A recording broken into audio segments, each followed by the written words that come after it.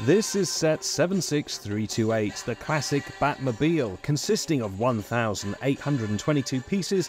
It retails for £130 British, €150, $150 US, 200 Canadian and 250 Australian. Crikey, mate. It's a super smooth, sleek model, built with lots of snot pieces. There's not a stud in sight on the exterior of this baby. It's based upon the 1966 TV show starring Adam West. This wasn't the first time Batman was on our screens, but it was the true beginning of what would spawn the Batman legacy we have today.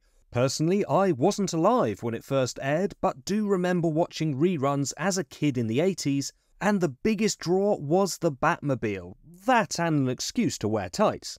Now, on the face of it, this is pretty well priced. It's an imposing model, very eye-catching thanks to its size, exquisite shaping, and excellent blend of black and red. At the front, the bonnet has some super curves to it, the grille and headlights being a particular favourite of mine, very cleverly put together to capture this iconic shaping. Then we have the side wings, which really make this model what it is, although they are the only slightly flimsy parts of the build, so be wary how you touch them when fitting. And then behind the super windscreen moulds is a plush interior filled with buttons, levers and a fire extinguisher for if the worst happens, because Batman's all about health and safety. It has all been very nicely designed, with the seats looking like a premium leather you'd love to sit in, unless the sun's been shining on them, in which case you'd get a burnt tush with tights on. It's also fair to say I did not enjoy applying the small stickers that you find in here, but once done, they do add a lot to the great looks of this interior. Back on the outside and at the rear, there's even more to look at, and I love the NPU here. I mean, using saddlebags is a brilliant touch. And I say, eat your heart out, Captain America, this is a gorgeous behind. Another nice touch is that you can open the boot or trunk to reveal the Bat computer within.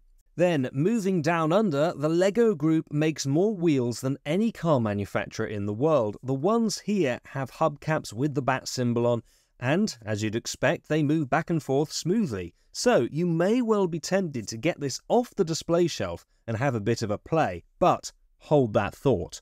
It brings us to the downsides of this set, and there are a couple of big omissions. The first is there's no steering. I know Batman's American, and you guys have lots of straight roads there, but it would seem the Batmobile's greatest nemesis is now a corner. After all, this is an 18+ set, the pinnacle of all Batmobiles we've had.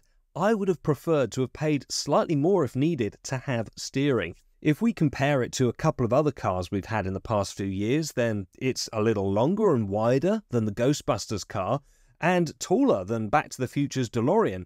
Now, of course, Ghostbusters got far more interactive features, something you would expect, but fundamentally, steering is what we should be seeing. Yes, to be fair, the DeLorean didn't get steering either, but that's because it converts to flight mode. Yeah, take that, Batman. The other big miss is that we only get one minifigure with the set. Considering that the animated version of this, albeit much smaller, did come with minifigs of Batman, Harley Quinn and Mr. Freeze, why we couldn't have had a classic Robin in this, I don't know.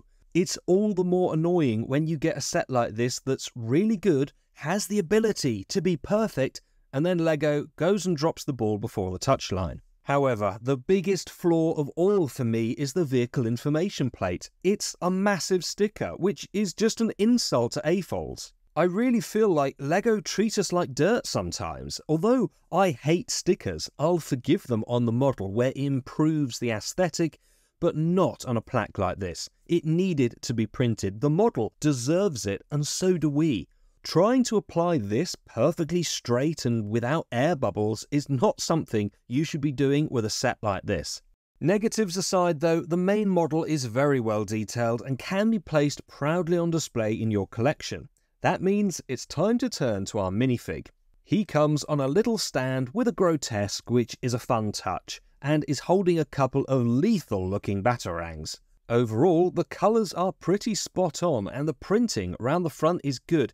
His belt's really iridescent in the right light, although the muscle lines I think actually make him look like he needs to lose a few pounds. As for the legs, they're dual moulded, and I'm pleased to say that this continues around the sides and onto the back. It is a shame though that his belt, whilst printed on the back of the torso, is not present on the sides. Given how prominent it is, that kind of sticks out. Now the cape has a wonderful shaping and texture. I know it's not to everyone's taste, but being malleable means it shouldn't break and it feels well made to touch. As for his cowl, it's very nicely moulded, and beneath it, his minifig head has two expressions being printed on both sides. I like the way that his eyes with the cowl on becomes a lifted visor with the cowl off, but I also kind of think it looks like he's got big bushy grey eyebrows.